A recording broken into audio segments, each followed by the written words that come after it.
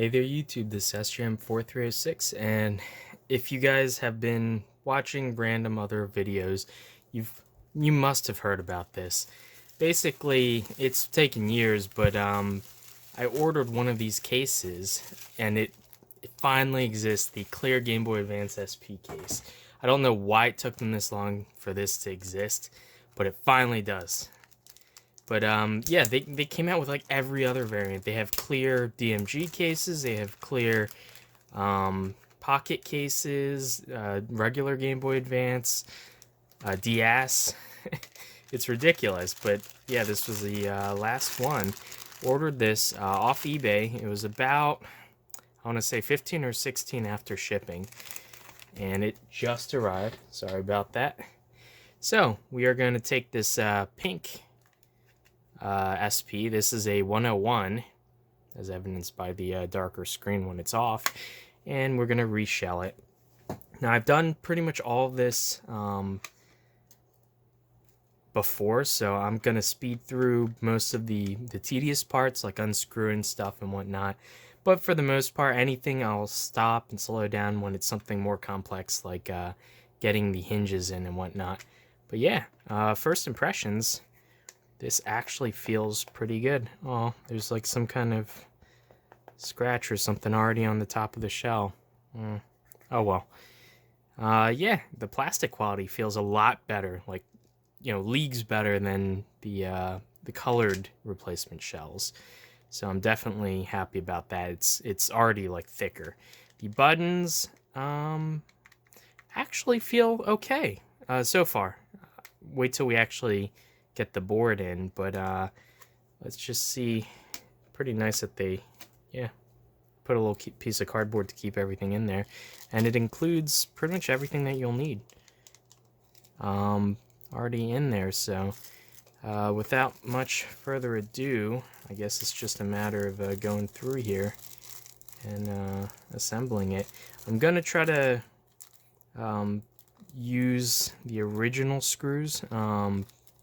Tend not to really trust these ones, but yeah, we'll figure that out as we get there. Anyway, first order of business is sort of getting the old one apart, and oops, already losing buttons. So yeah, let's just get right into it. So pretty much bottom four screws, 4 large screws, and then 2 small tri-wings.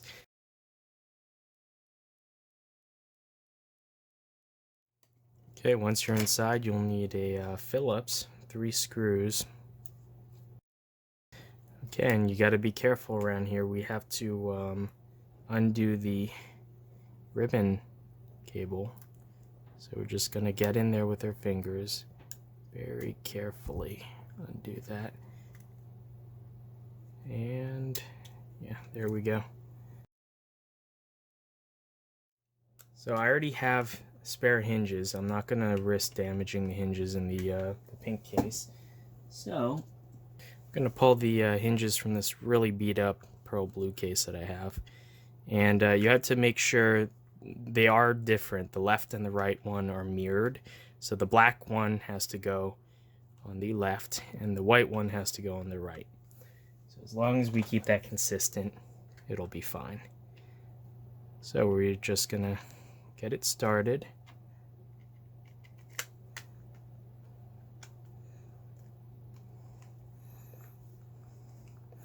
And we are going to want to pull off the end caps. Let's see.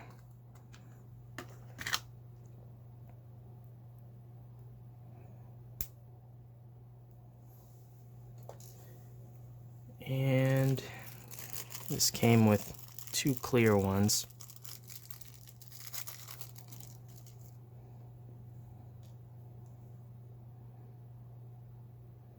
So make sure it lines up. It just clips right on there.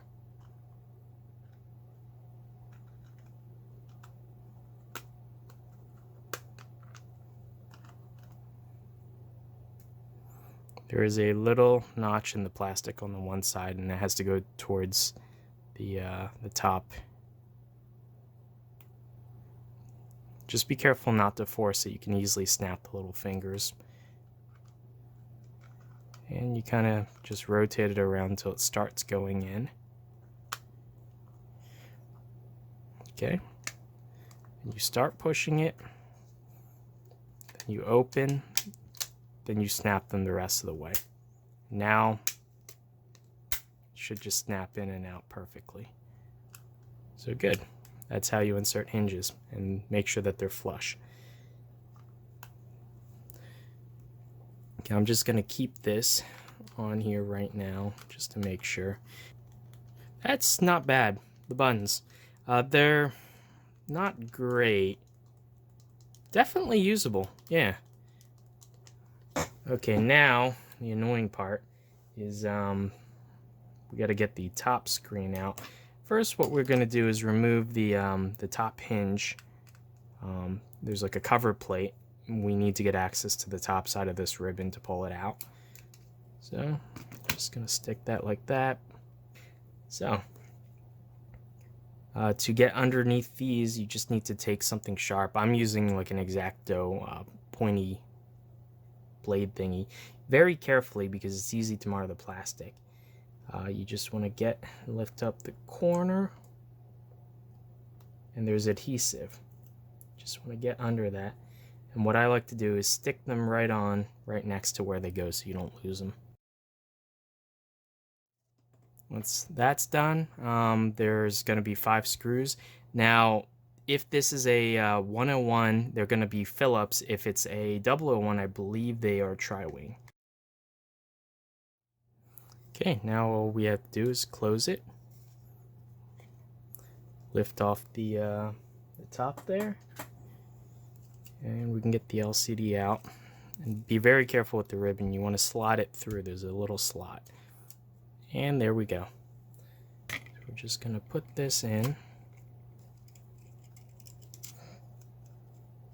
And then feed the ribbon through the little slot.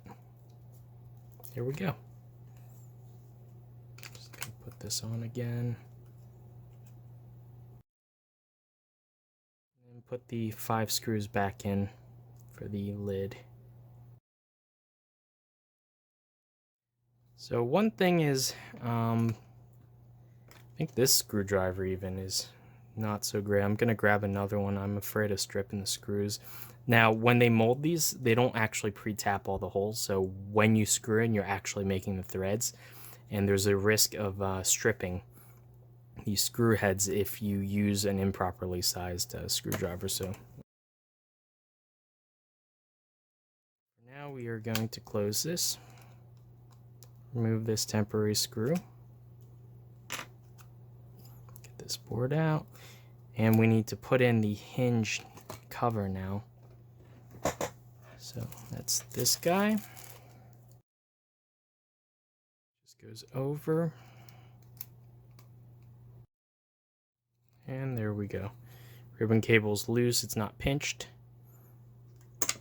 Oops. As I lose the speaker. Just want to make sure it opens smoothly. Hinge feels correct. It snaps into place at the correct angle. And now we are just going to get this in. Now, it's really fiddly to do. You can use tweezers, but then you run the risk of maybe scratching the ribbon or ripping it. So what I like to do is actually open it slightly, about 90 degrees. And that allows you to pull out the ribbon a lot further than you normally would be able to. And it's sort of a juggling act. But you want to just going to put the speaker to the side. Get it lined up. Make sure the bail is open on the ZIF connector. And then do one side and then the other. Do not pull any more than you need to though, otherwise you could actually tear your ribbon pretty easily. So there we go. Good to go now. So now it's just 3 screws Yeah, and before screwing this board fully down, you should double check, make sure all your buttons are there, all the membranes are there, as well as your speaker and the dust cloth for the speaker itself. Yeah, we can see everything's in there. All the buttons feel good. Make sure that sometimes these will actually rotate, and when they do, they're permanently pressed down, it feels like. So now, home stretch. Just have to take the bottom and line it up. Almost forgot, we are going to need, there's the battery screw. Just pull that out of the old one. There we go. Good thing I checked that. And this should just go together.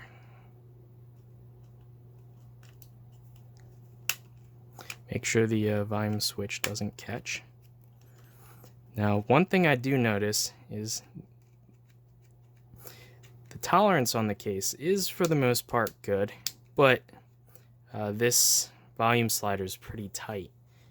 It will eventually get smoother as you use it, but that's fine. I actually pretty much just leave the volume on max, and I pretty much never touch it. But yeah, so now it's just 4 big screws and 2 little tri-wings, and then we're done.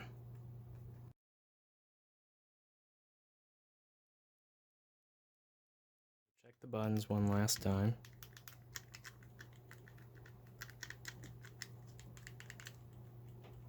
Okay, feels good. So pretty much now we have the little rubber bits. So first off, I guess we'll save this to last, the emblem on top. But we are gonna need, there are little rubber pads in here. So the large ones clearly go in the top. These are pretty much pressure fit, so you just need to get your fingernail in there and kind of press it in. There's no adhesive. The original ones had adhesive, but these will work. Plus, these are easy to remove. And they seem to fit pretty well, actually, for not having any adhesive.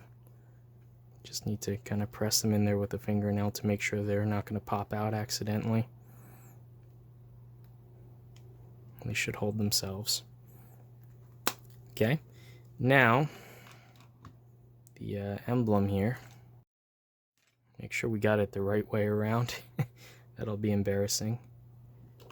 Just fit it in there and give it a little squeeze. There we go. The label, it's up to you whether you want to put it on or not. I actually kind of like being able to see the artwork of the cart, so I'm probably going to leave this off. I can always change it in the future and put it back in. Now, as for batteries, we have our stock standard fare LiPo that came with the 101, or we have a Nintendo DS battery that has actually higher capacity. I'm going to end up using this guy. Give me more playtime. Now it's just a matter of putting this on and screwing it in. Then I'm done. Here we go. That looks rather nice. Turns on. Audio works. Let's grab some games. Well, a game. Okay, so let's see. Let's see, where did I put? There we go.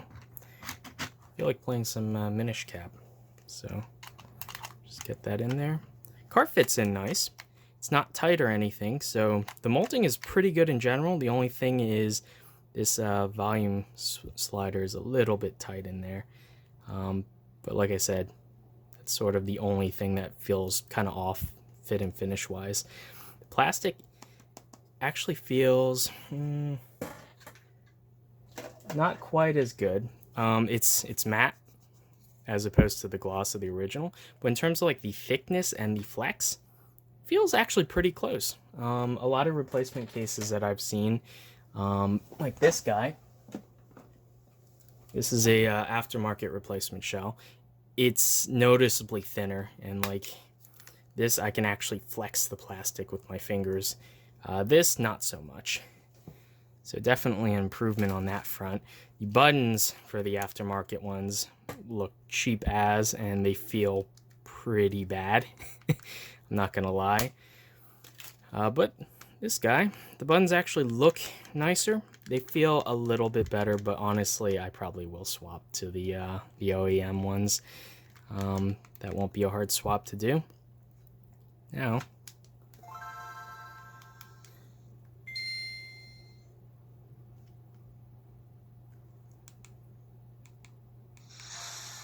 I haven't fired this up in years. I don't even remember what save I have on here.